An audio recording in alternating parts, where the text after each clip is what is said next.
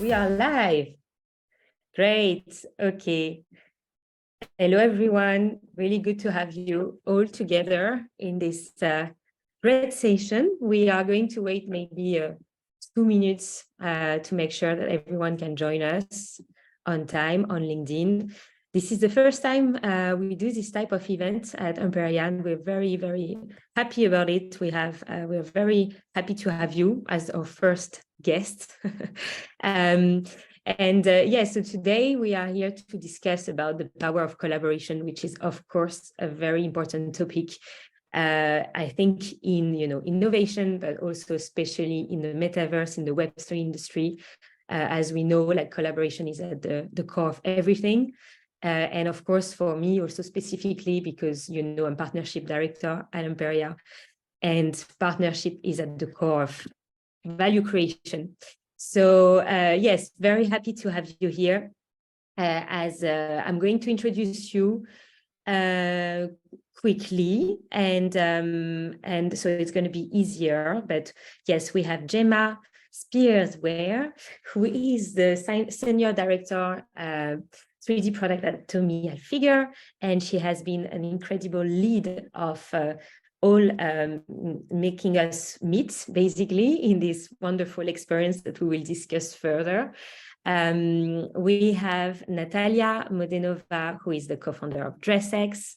We have Gianna Valintina, who is the director of partnership at Spatial. We have Seung-Eun, who is the partnership lead at the Sandbox.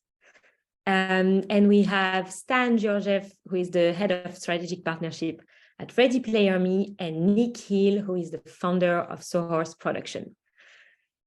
Perfect. Great to have you here. How are you, everyone? All good? Oh, good. Thank you so much for having us and putting this together. It's great to be with everybody again. After a few weeks off since Metaverse Fashion Week, it's great to get back together. Yes, exactly. Like it's after the big wave, and like a bit of time to cool down.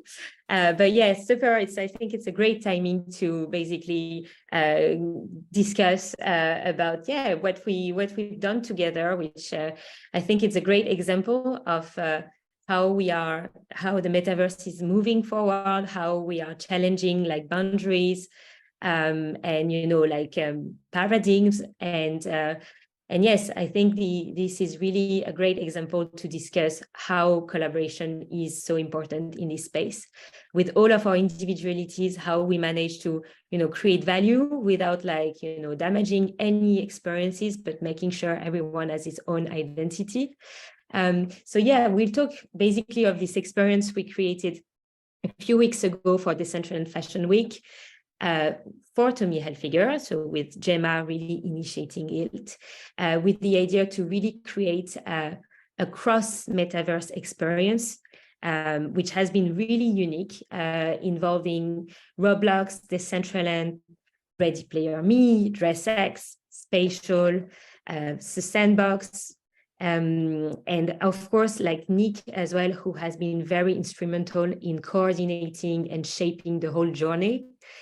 So basically having the players and the bridge maker all together. And yes, this collaboration has been quite unique, because I think it was really the first time we saw so many players working together and creating this unique narrative journey. And I think from this perspective, we show a very other side of the metaverse, and really showing how there is a new way of possibilities for brands, and how we can approach the metaverse differently, from only a silo perspective, one playground, one set of audience, one activation, to really a way, an ecosystem to connect dots, and to create more and more doors for for better engagement, for better experience. So I think what would be great is to start with, how do you feel what the metaverse, of course, is clearly a polemic topic today, because it's blurring the mind. People don't really understand how to leverage it. They see the value, but it's still very difficult for the users, for the brands to really like apprehend it. So how you have seen basically this topic evolving over the last few months, and how do you think that this collaboration has highlighted in some way a new turn of the metaverse? Maybe Nick, you may have some ideas around that. Sure, I can kick it off. I think in general, right now, everyone's trying to figure out which metaverse, all brands are trying to figure out which metaverse to activate on. There's so many different places you can go. They all have their pros and cons, but none of them are linked. So if you choose to activate in one place, you're only accessing the audience that's there. It's also difficult to get people who aren't part of that audience into that metaverse to be part of your activation. So that's one of the real challenges. If you're trying to, make an impact in the concept of the metaverse, ideally you want your product to be available across all these different metaverse platforms so you can reach them. This concept of interoperability right now is just not realistic. It's not possible. It doesn't exist. It's kind of like the vision of the original metaverse is to be able to take your clothing across every space without thinking about it. I think what we did with this portal hub is kind of a way of linking all of these disparate little areas and allowing and maximizing the reach of the campaign. Totally. And I just precise as well, we will add the video in comment if it's not done yet, but just to make sure everyone can really visualize what has been done and how we connected all of this experience together. So you have a really concrete view. But basically, beyond that, for brands, I guess it's also a very interesting change of approach. And Jemma, I think it would be great to have your thoughts on how you think these new possibilities can create a more holistic vision of the brand experience, and how it can, also free the brands for new possibilities. Yeah, absolutely. There's so much opportunity. I think that's what it is. There's so many platforms and talented people and startups and also leaders in the space to partner with and explore with. And it's really exciting to have such a sort of strong identity with our brand that we can sort of play with those design codes and really sort of translate them and those aesthetics and also those values that we have and take them into a new space for a new audience or a new audience with a new expectation. And I think for us, we need to always be looking for something that authentically matches, what we're doing in the real world. This is an extension for us, like IRL, URL. And I think that it's almost all about, pop culture for us, where should we be, how should we be speaking to our community and bringing those communities towards us. And I've been working with Nick at Sawhorse for quite some time now. He's really a key partner for us. It's been a fantastic experience, whether we've been on Roblox before. He also helped to make the introduction to yourselves at Emperia as well for this extended piece. And I think that's a real testament to, partnership as well, and then extended partnership in the space and how we've all met each other here and now for the right moment with the right idea. And it's been a really great experience to really sort of have, I would say, a brand expansion of experience as well. And it really fits in when we do things authentically as well. I think it has to kind of match up to what people, not so much expect of us, because we have to do something exciting, new, frivolous, we have to go for it, especially when it's a fun campaign like this, but also that makes sense when we're on a certain platform or partnering with a UGC creator or a developer, etc. So for us, I mean, this was the right moment, the right time, and also like we were just mentioning a moment ago, that interoperability at the moment isn't there between platforms. We really tried to do that together via the Emperia Hub, because it's kind of like a slight sort of hacked version of how we see the future, and hopefully that easier flow.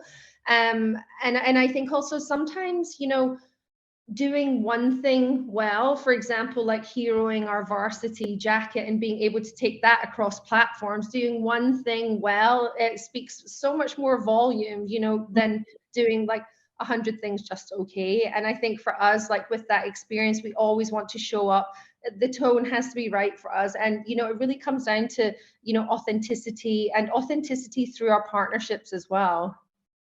Totally. And actually very interesting what you say about hacking, you know, because I think it's true. Like, it's also like how we challenge, you know, the principle and the concept. And it is true that interoperability have been also blocking quite a lot, you know, like innovation and possibilities in the space, because of course, it was all about like assets interoperability and how do we fight with this? How do we overcome that? And we often like stay stuck to this. And so, of course, like Ready Player Me, very interesting approach around interoperability as well, because you kind of shift this interoperability topic from the asset to the avatar. And I think it's very interesting to explain also from your perspective how you kind of shift the territory. And of course, Natalia, having your thoughts on that as well. Okay, so you asked me first, so I'll go first. Yeah, sure.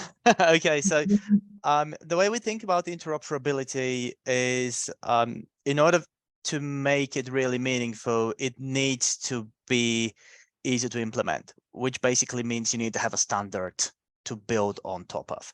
So this has been the way we look at it. We've basically built a standard for asset creation when it comes to avatar wearables. And if you follow the standard, your items are then compatible with all of the 7,000 plus whatever today number of developer partners that we're integrated with.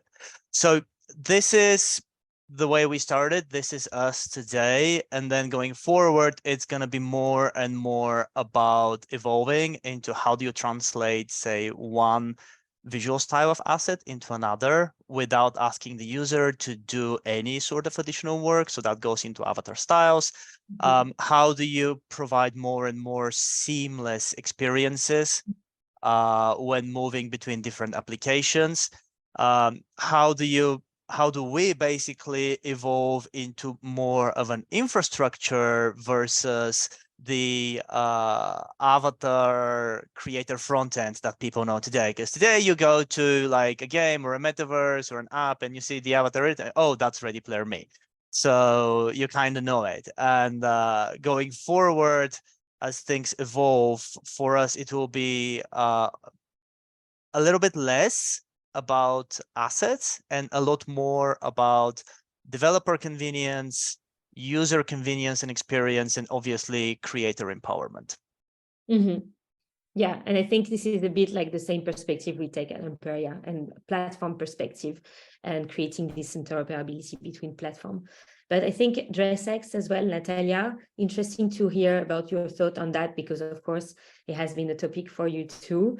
And just to precise, on the central hub of Tommy Hilfiger, we basically, the pieces were available to be bought online on e-commerce, but also on your digital marketplace for having the digital fashion directly.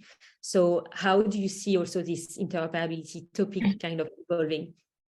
Yes, sure. Interoperability has been a very important subject since all the conversations about the metaverse and emerging of a lot of the like 3D worlds. And for us at DRESSX, there is a question of interoperability of your wardrobe. So that's why we built this meta closet, which means one go-to destination where you can change your outfit for any presence online, whether it's taking a Zoom call or going into Spatial or playing Roblox or like using your avatar in Meta or anything else. And here it actually comes to not just interoperability of the 3D asset, but there are two kind of avenues here. It's interoperability of the assets, but also interoperability of the ownership. And I would say we are, as the world, not there yet to provide both of them. Definitely kind of Web3 Rails is something that is more universal, but still there is no like real example of it, but it's still important to show the vision and to show the roadmap of how to get there. So that's why even if there is no real interoperability today, I think it's important to show what it's going to look like and what it's going to be shaped like. That's why we provide digital fashion in Roblox, in Meta, in Ready Player Me, on your pictures for social media, in AR, on the videos, and all these different use cases, they pile up. And maybe someone doesn't need to use the same asset in every space, but there is a possibility to build it in the future. And we kind of getting into the spaces and going kind of backwards from the spaces to the interoperability. And this example that is built with Emperia and with Tommy Hilfiger and with everyone involved, it's a great example of this vision of interoperability and where we are getting. And also it's kind of a key to the data points, which is super important to understand what kind of audience wants that, what kind of audience want to be like on which platforms, what is the different use cases for each of the platforms, and kind of helps to A/B test it and to get a really unique experience, give a really unique experience to the users, to the audience. And I think that's a very big case study. Great. And actually, just to jump on what you were saying, yeah, I think what is interesting is also how, from this perspective of connecting these dots, basically, to these all complementary experiences, how we really see, are we able to apprehend like a metaverse audience as a single segment more and more, or are we seeing it as, different ones? And I think it's interesting to understand how like this approach enabled to raise the uniqueness of each platform, and especially also on their market intelligence expertise, meaning which data, which basically audience do you actually drive, and how this is going to help the brands, the retailers to really segment and create a kind of strategic plan on, how do they connect these dots. Gianna, I don't know if you have anything to say around this and spatial. How do you see basically also your audience being more and more granular, or, brands coming to you for also very specific reason? Sure. Well, one, I love collaborating with all of you. This is such an incredible project, and I love breaking barriers, especially at Spatial. Spatial is very unique because we are essentially a interactive or game publishing platform. So we take a 3D experience from Unity and we publish that across web, VR, and mobile. So the first step for us is always accessibility, right? How can a self-owned game or 3D world be accessible to the masses? And, for us, we power over 2 million worlds for creators and brands. What we see is when you own that space, everyone has a different audience. So the first piece for us is making that frictionless, right? How can the audience experience that quickly without any barriers or friction to entry? And every brand, when we're speaking about brands or creators, has a different segment, right? So we have to reach them. And what we focus on is building those, gamified worlds or experiences, taking that experience and putting it in an iframe, letting brands put it into their websites and such. So now the experience is immediately very accessible for them. When we're talking about audiences, we also have to make sure the UI is very easy to use, right? We're placing people in gamified worlds, things that look like video games. People are much more digitally native than it seems, and they know how to use these worlds if we take them on a journey. So the consumer journey becomes extremely important. How are they entering this space? What's greeting them? What information are they seeing? And so that can span across so many different demographics and ages, but we have to make those experiences very engaging, playable, and easy to understand. I credit, Sawhorse, for instance, when they were working on the Tommy experience. What I truly believe is the first step is, how are you surprising and delighting your fans, right? They're opening their computers. They've never accessed the internet in this way, where they're seeing it on their web browsers or their phones. And now, the art becomes even more important. What do these worlds look like? How are we injecting art and storytelling and, playable, really great gameplay into these experiences where people truly appreciate them and want to share them? They want to come back, they are having fun. And so, thankfully, we have such great partners. When we think about reaching our audiences, Ready Player Me does a great job on interoperability. They're integrated into over 4,000 platforms, including Spatial. Even though we support custom avatars, people truly like to identify in this digital fashion. And we were able to see ages of all demographics enjoying the varsity jacket, being able to enjoy Tommy heritage during this. And if they wanted to continue the experience, we talk about portals or hyperlinks, in immersive worlds, but just a click of that hyperlink brings you into a virtual showroom or maybe another gamified experience along that narrative. So it's really interesting as brands and creators are starting to experiment with different demographics. We understand Gen Z and Gen Alpha is very close, approaching us in consumer buying power, but stylistically, we can play across these worlds, test and learn from them, and see what the best experience is for our consumers and fans. Yeah. And yeah, you touched like user onboarding and retention, which have been always, challenges in the metaverse, and like how to drive people in this space, like that never been into a metaverse before. So how to drive like traditional audiences to these spaces, and of course, how to make them come back and always come back. And Seung, I think it would be great to have your thought as well on how the Sandbox basically is tackling this in terms of user onboarding and retention, and how you felt like this portal concept has been a valuable bridge basically for your user to access the experience, but also maybe to come back, because this experience especially was a raffle in Tommy. So it's actually great to also maybe discuss about that and your impression about this. Sure, thank you so much. First of all, I haven't been feeling great, so I couldn't turn on the video, so sorry about that.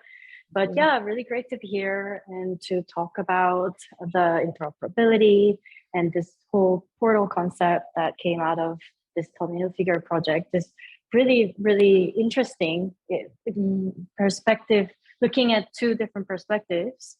Firstly, for user perspective, it's definitely interesting, and it has different utilities, right? You can go into different areas, different metaverses, and also comes with different gamified experience, like what Sandbox has created.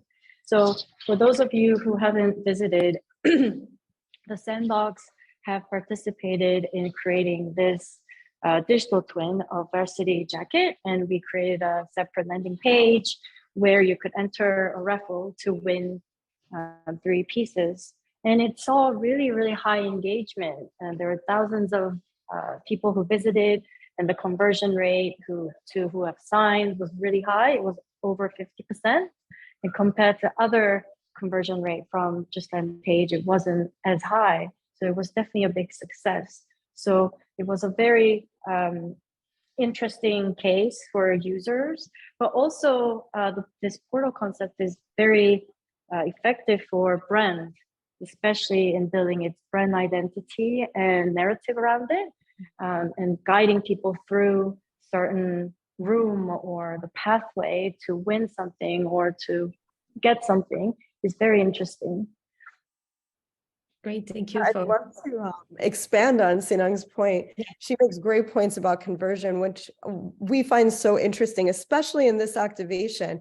In traditional commerce, if you're going to a web page and you're buying a product, you might average somewhere like 3 to 5 minutes best in class on that e-commerce site, right? Sometimes on a product site itself, it can be anywhere from 50 seconds. But what we saw was so much engagement in terms of minutes in these spaces. People engaging, playing these games for 10 to 12 minutes in the Tommy experience alone. You know, we're averaging over 30,000 minutes just in the first couple of days of people just spending time and enjoying that crafted experience. And, you know, when we're looking at how do we start to evolve e-commerce, or how do we start to tell a more engaging narrative for our fans, the time in this space becomes very, very relevant for brands as they're going through all of these different portals or experiences. You're now taking your consumers along possibly hours of experience with your brand and getting to know that robust storytelling. And I think Sandbox and Emperia do a fantastic job of that. Thank you. I would just add one more concept, this idea of access. You know, it's like there's a huge barrier to entry for your average person to get into a metaverse platform, because most of them require accounts. The Web3 ones almost require you to have a wallet to be a digital wallet to be involved.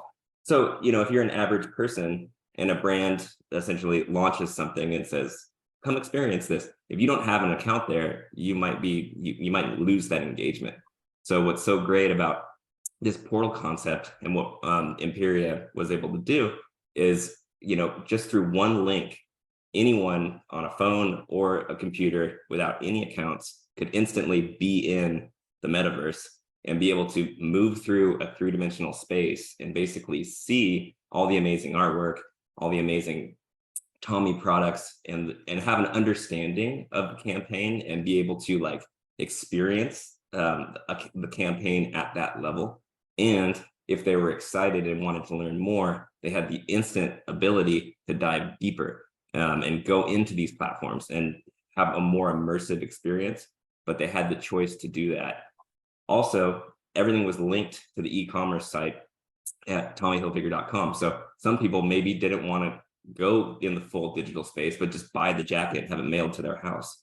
So I think this concept of access and allowing everyone to instantly experience this without those barriers to entry was one of the most exciting parts of the campaign. Thanks, Nick. And yeah, I think that what we are touching is also, you know, impact and ROI, business performance. Like, how do we actually link this concept to the metaverse, which are being quite not the first, let's say, like, you know, like things that were taken into account more, like the engagement, the creativity, but now it's like, how do we really integrate the metaverse as a strategic tool for the brands that is, you know, integrated into their metrics and really helping them, supporting them to reach their metrics, which are, you know, engagement and conversion. And how do we make that over time by creating this space for, you know, an endless story over different applications. And I think it would be great to understand your perspective as well, like how this collective approach can help overcome challenges on, you know, business performance, access to data for us, for all of us, basically.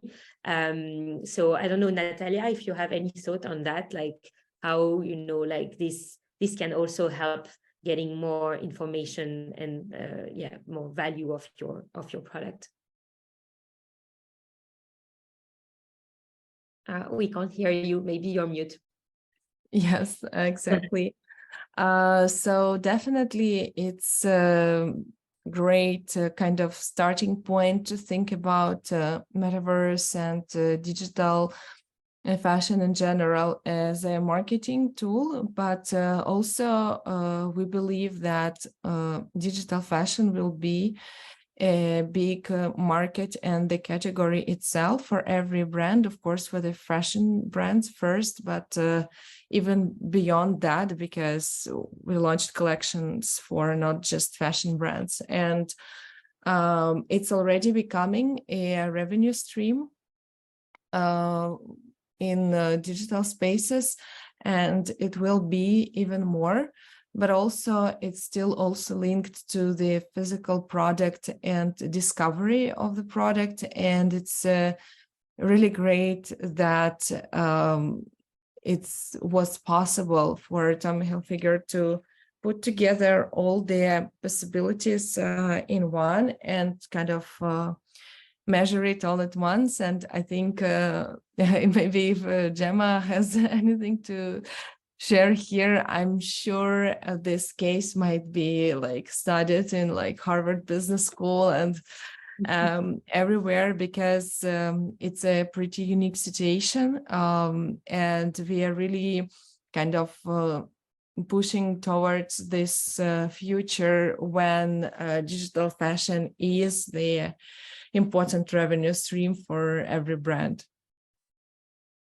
Yeah, I can jump in there. Yeah, I totally agree. I think, you know,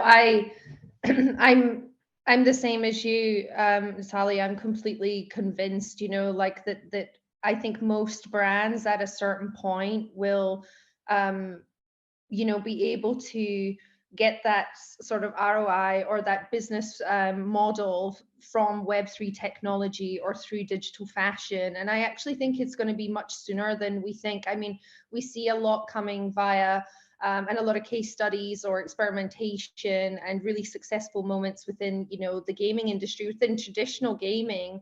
And I think that the translation of this into virtual world and experiential platform moments with a brand, with a community and a consumer, I feel like that's where the unlock is going to be for when it comes to true sort of digital fashion as well. And, you know, I absolutely love the way that you are, that you at DRESSX are really building out that meta closet, having that future view, having that future vision around how people can visualize themselves in those products now with the meta look, you know, with augmented reality. And I really think that actually the space that we're in right now and the opportunity is actually in mixed reality for digital fashion.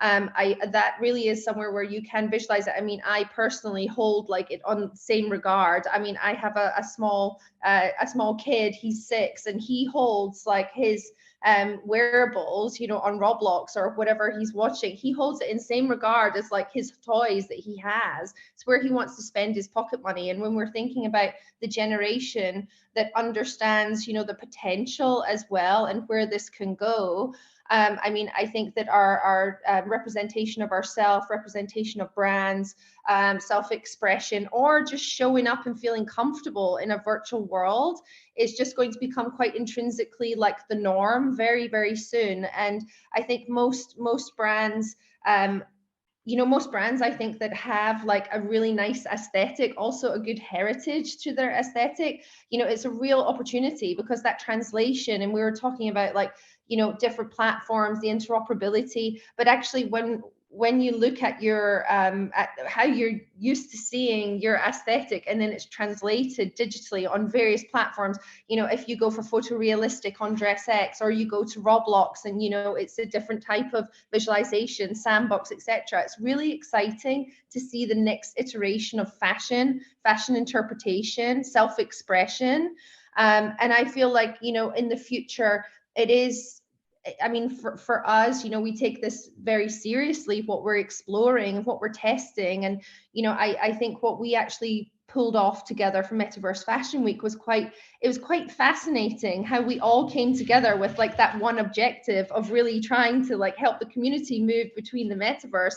And it was a really nice moment. And I totally agree that, well, I mean, wouldn't it be cool if we were studied for this, the subject of study? But I feel like, you know, there's such high potential for these kinds of broad partnerships as well, because I mean, I look at the list of all of us working together to execute this project for this moment, and it's amazing that we're able to come together. And I think it always starts with this like one good idea, a real clear picture, especially in this space, of how you want to authentically show up for the community.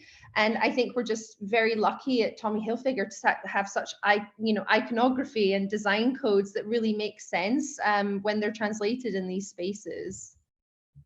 Yeah, you also see, you know, the foundation of the brands and how like they are so strong and they can be, you know, interpreted in different way. And I think it's actually a great transition as well to get your thoughts, all of you, on like how this collaboration really reflected on your own product, but also about partnership as a whole. and how, like, if it open any perspective, learning, love to know, because I guess it's challenging also, our vision of, maybe like paradigm and also competition, or, would be great to hear your thought on that, like how it kind of change your view. I don't know, Gianna, if you have any thoughts. Yeah, absolutely. I mean, I think one thing that was really key for us, like to really feel that to succeed this year, was also really reflecting on all of our learnings from last year as well. We've been doing quite a lot with like partnering with different platforms, etc. And last year's opportunity at Metaverse Fashion Week was great. It was really fantastic to be on the platform and be there for like the first year. We had essentially some items and we had a billboard.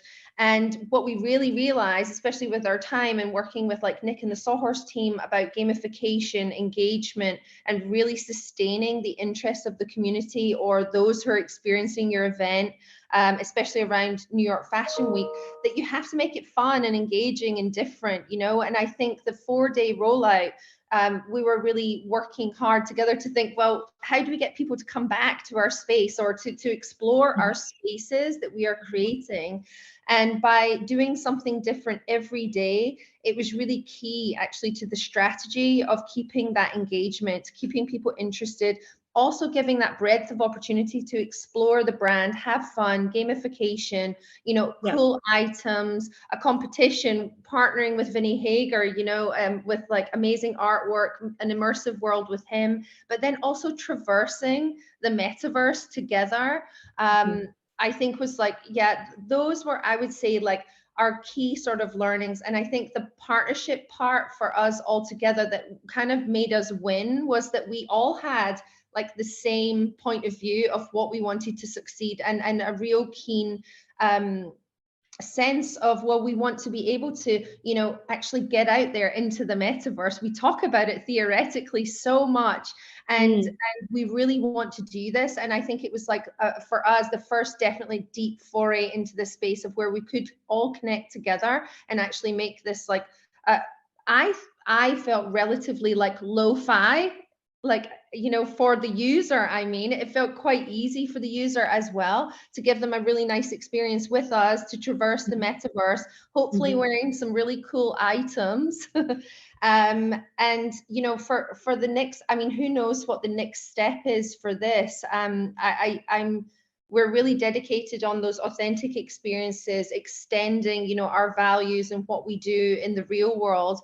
But that gamification, that engagement, that storytelling, I mean, those are really at the heart of it as well, when we all partner together. Great. Yeah. I just want to give props to Jemma and the Tommy Hilfiger team for being, digital pioneers in the metaverse and not being afraid. I've been really impressed and been honored to work with them for over a year now. And I think a lot of brands have a little bit of fear or apprehension to kind of test the waters and be, experimental, and they go full steam ahead. So it's been really amazing to see. And I think this campaign is a reflection of that. And I would also say my main learning and takeaway is basically a lot of brands come to us and say, oh, I want to do an activation on this platform, or I want to build in the metaverse, so I'm going to go do it here. And the conversation ends there. We just build something there, and that's it. What I learned through this is you should be looking at it, brands should be looking at it about, how do I want to make an impact in the metaverse from a campaign standpoint? And how can I find all those touch points and push one impact? And I feel like I want to start connecting those dots and creating those sort of campaign opportunities and offerings to all of the clients moving forward. I absolutely agree with Nick. I spent over a decade in technical production and experiential, and I see this new world as the new form of digital experiential. And so, brands have always really led the way on large storytelling and building out large engagements that really bring pop culture together with us. And so as we're developing this landscape, it's all very new, you know, and I'm very touched by what Jemma had to say when she says, my 6-year-old son, his avatar, his skins are very personal to him. And we forget sometimes that this audience is coming very quickly and they know these worlds. And so everyone on this call and people who work in this space, we are tech innovators, but artists who are really building the framework of what gamification will look like in a more accessible way, as gamification is becoming your next showroom. You know, it's your next storytelling engagement. It's your next marketing campaign. It's your next, you know, education seminar. There's so many use cases when the technology becomes more accessible to us. And so, you know, every time we test and learn and collaborate together, we're also ensuring people have an option to enjoy this art and this storytelling and these narratives in the way that they feel comfortable and that resonates with them. And brands can experiment across all these platforms and see what touch points, what story can I tell on this platform, you know.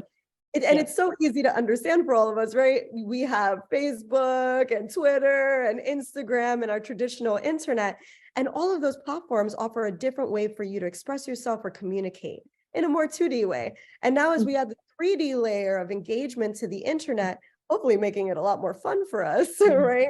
We need to create those standards together. We need to collaborate and think of new ways we can be pioneers to let consumers and fans and audiences truly enjoy these engagements, but traverse the metaverse or the immersive internet at their leisure and find the stories that resonate with them. So thank you to Jemma and to Emperia and the whole team here that worked incredibly hard to bring this together with great artists like Sawhorse and avatars that looked amazing and Ready Player. Thanks, Gianna. And also, so just also for Natalia, Singh, and Stan, also, if you can tell me, beyond your learning, what do you think would be the next iteration of this? Because I think it's also, as we know, like cross-metaverse is maybe a new paradigm, but it's the starting point. So this is not, you know, one-off. The goal is how we start the story and how this can continue, and what features, I mean, what ideas maybe you will have about how this could expand. And of course, like, I mean, it's, you know, right now, so maybe you don't know, but would love to hear your thoughts on that beyond your learning. Sure, I can go first. Yeah. So with this Tommy Hilfiger project, for me, the most important thing was going back to the customer and the users. They really have to give value to them to make any kind of project succeed. And it was a good reminder of that. You know, there's a whole paradigm shift going on with how brands should interact with the users in a more engaging way, and also coming from their perspective rather than just one-sided advertising message. And I think this interoperable project was a good reminder of that.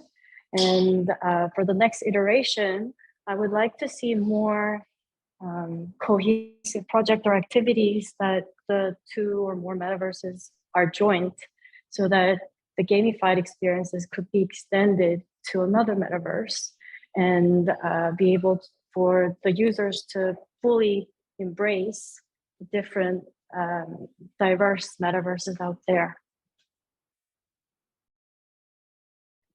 Great. Natalia, you want to go next? I'll be the perfect gentleman. Thank you, Stan.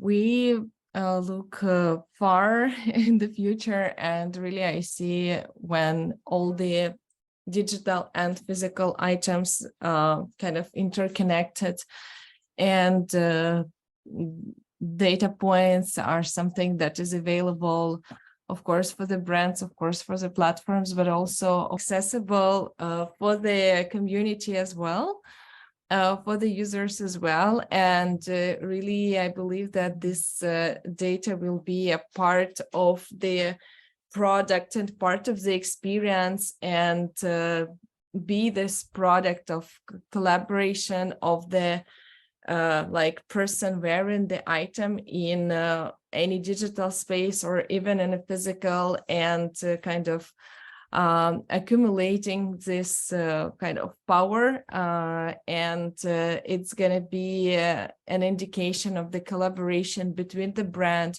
between the customer, between the space that provides this experience. And I think it's the most exciting. We already see how, for example, augmented reality is super engaging. We already see how spending time in 3D world, like maybe it's not so easy to get there, but once you are there, you are full on with the product, with the brand, and with the experience that you are having. So I believe this is the future of all kind of interconnected experiences, items, brands, collaboration, like usage of the certain items. It's all comes together.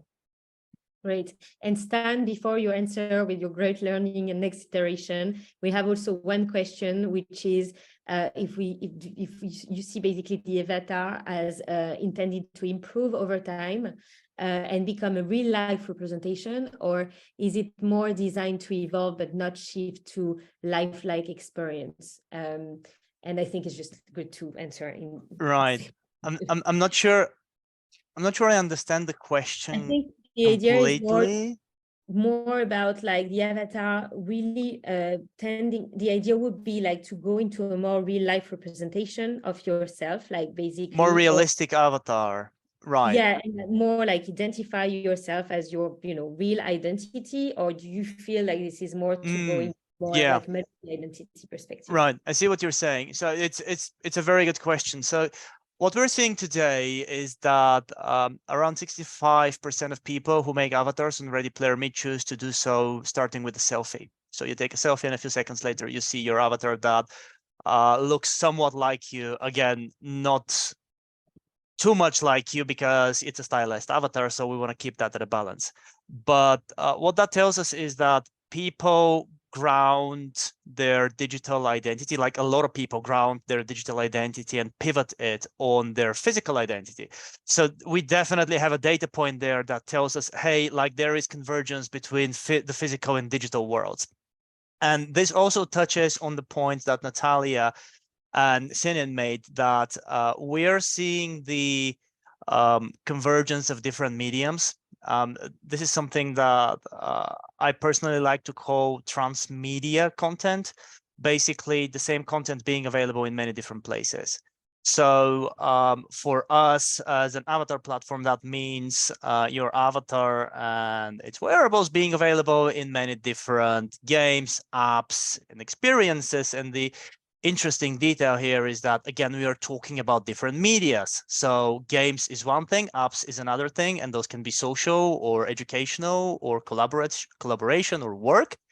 But your presence there could remain persistent, which means we are now transmedia. And what's interesting then, and kudos to Tommy Hilfiger for being innovators, is that they are taking digital fashion into the mix, but also connecting it to physical items. This is something that we know each other with the team at Tommy for a while.